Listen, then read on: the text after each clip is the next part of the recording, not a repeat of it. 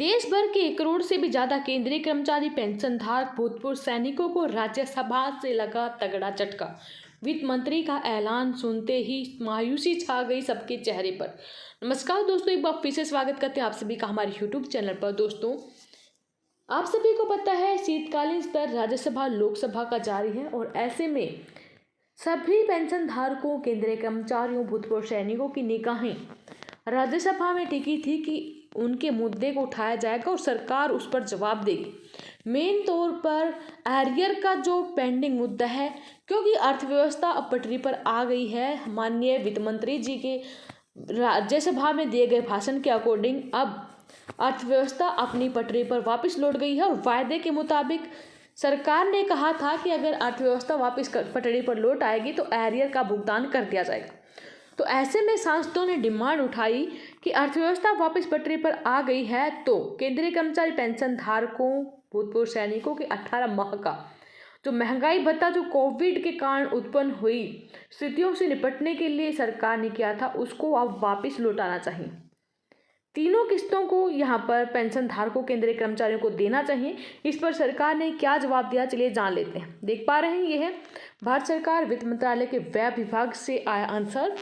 राज्यसभा में जवाब दिया गया है। 679 नंबर का क्वेश्चन था। 13 दिसंबर 2022 को पेंशन भोगियों के 18 माह की महंगाई राहत की बकाया राशि जारी करने के संबंध में क्वेश्चन किया था श्री नारायण भाई जे राठवा के द्वारा, जिन्होंने कहा क्या वित्त मंत्री बताने की कृपा करेंगी क्या सरकार को केंद्र सरकार के पेंशन धारकों को 18 महीने यानी कि जनवरी 2020 से लेकर जून 2021 तक की महंगाई राहत की बकाया राशि को जारी करने के संबंध में कई आवेदन प्राप्त हुए हैं? यदि हाँ तो इसके संबंधित ब्यौरा क्या है? तो क्या सरकार पेंशन धारकों का 18 माह का बकाया जारी करने पर गंभीरता से विचार कर रही है? यदि नहीं तो इसके कारण क्या है?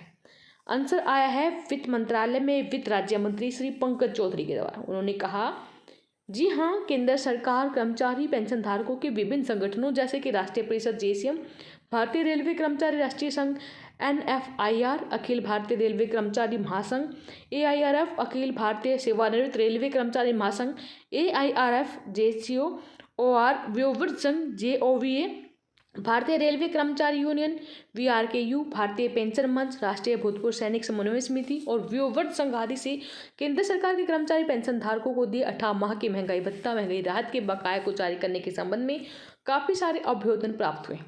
आगे उन्होंने कहा, जनवरी 2020, 1 जुलाई 2020, 1 जनवरी 2021 से दे केंद्र सरकार के कर्मचारी पेंशन धारकों के महंगाई भत्ते, महंगाई राहत की 3 किस्तों को रोक देने का जो निर्णय है वो कोविड-19 जिससे आर्थिक व्यवधान हुआ के संदर्भ में लिया गया था, ताकि सरकार वित्त पर दबाव कम किया जा सके। क्योंकि 2020 में महामारी के प्रतिकूल वित्तीय प्रभाव और सरकार द्वारा किए गए कल्याणकारी उपायों के वित्त पोषण के अप्रत्यक्ष प्रभाव वित्तीय वर्ष 2020 से 21 के बाद भी बने रही, इसलिए महंगाई भत्ते, महंगाई राहत के बकाया को जारी करना व्यवहार्य नहीं समझा गया।